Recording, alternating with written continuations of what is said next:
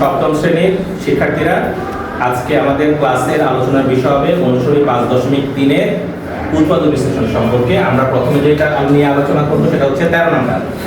আমাদের বীজগণিত রাশিটা হচ্ছে p² - 15p + 56। আমরা জানি কোন কোন সংখ্যা গুণ করলে 56 হয়। 7 × 8 56, মানে 7 × 8 = 56। একইভাবে আমরা বলতে পারি 7 এবং 8 এর যোগফল হচ্ছে 15। 7 এবং 8 এর যোগফল কত? 15। আমরা এটাকে এভাবে লিখব, প্রথম পদ p² লিখব, মাইনাস চিহ্নটা লিখব, এখানে চলক হচ্ছে p, মাইনাসের সাথে লিখব। আমরা আগেই বলেছি 7 আর 8 যোগ করলে হবে 15। সেদিন আমরা এটা 15কে এভাবে ভেঙে লিখব, 7 + 8 যোগ 56কে ভেঙে লিখব 7 × 8। এবার প্রথম পদ আবার লিখব p² মাইনাস p দিয়ে যখন আমরা 7 কে গুণ করব এখানে আসবে -7p, মাইনাস দ্বারা প্লাস 8 কে গুণ করলে আসবে -8p প্লাস 7 × 8। এবার প্রথম দুটো পদ ভালো করে খেয়াল করি, p² - 7p। প্রথম এবং দ্বিতীয় পদ থেকে p কমন নিলে হবে p - 7। তৃতীয় পদের বেলা আমরা খেয়াল করব চিহ্ন এবং সংখ্যা কমন যাবে। এখানে চিহ্ন আছে -8, কমন যাবে, -8 কমন গেলে থাকবে p, আর মাইনাস কমন দিলে এই প্লাসটা প্লাস থাকবে না, বিপরীত ধর্মী চিহ্ন বসবে মাইনাস।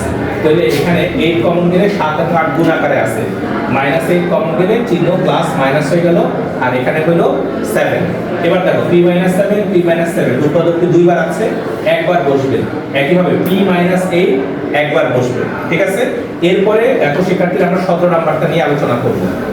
আমাদের বীজগণিত রাশিটা হচ্ছে x² + 11x + 30। শিক্ষার্থীরা আমরা নিশ্চয়ই জানি 5 এবং 6 এর গুণফল হবে 30, তার মানে 5 × 6 = 30। একইভাবে 5 এবং 6 এর যোগফল কত সেটা আমরা চিন্তা করব, সেটা হচ্ছে 11। এবার আমরা প্রথম পদ x² লিখলাম, চিহ্ন প্লাস লিখলাম, চলকটাকে আমরা চিহ্নের সাথে লিখব, 11টাকে আমরা ভেঙে লিখব 5 + 6, 30 সংখ্যাটাকে ভেঙে লিখব 5 × 6। এবার দেখেন প্রথম পদ x² আছে লিখলাম, প্লাস x দ্বারা 5 কে গুণ করলে হবে +5x, প্লাস x দ্বারা +6 কে গুণ করলে হবে +6x, আর এখানে 5 × 6 আছে, এখানে আমরা তাই লিখব। একটু ভালো করে খেয়াল করি, x² মানে দুইটা x এর গুণ। x² এবং 5x থেকে আমরা কমন নিতে পারবো x কমন নিলে থাকবে x + 5। তৃতীয় পদের বেলা নিয়ম হচ্ছে চিহ্ন এবং সংখ্যা কমন নিব, তার মানে +6 কমন নিব। +6 কমন নিলে থাকবে x প্লাস এখান থেকে 6 চলে গেলে থাকবে শুধু 5।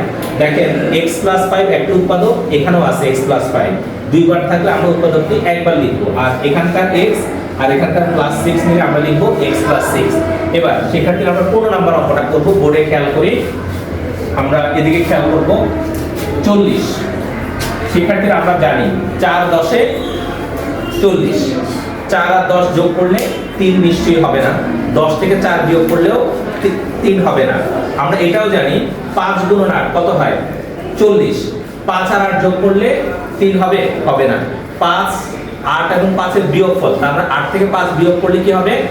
3 হবে। এইভাবে আমরা এটাকে ভাঙব। দেখো a² + a 8 - 5 লিখেছি, এরপরে লিখব -40।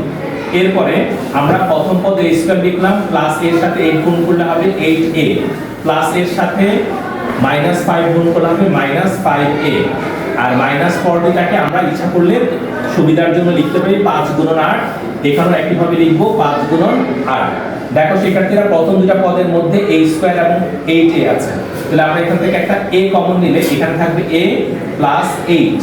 তৃতীয় পদের বেলা নিয়ম হচ্ছে চিহ্ন এবং সহগ কমন নিতে হয়, -5 কমন যাবে, তাহলে এখানে থাকবে a, মাইনাস কমন নিলে এই মাইনাসটা মাইনাস থাকবে না, বিপরীত ধর্মী চিহ্ন হবে প্লাস, আর 5 আর 8 গুণ আকার আছে, 5 কমন নিলে এখানে থাকবে শুধু a।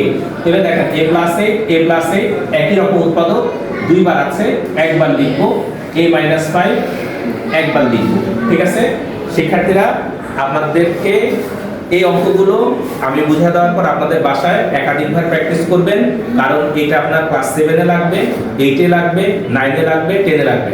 আশা করি আজকের ক্লাসটা আপনারা বুঝতে পারছেন এবং আপনারা আমাদের সাথে থাকবেন। আসসালামু আলাইকুম ওয়া রাহমাতুল্লাহি ওয়া বারাকাতুহু।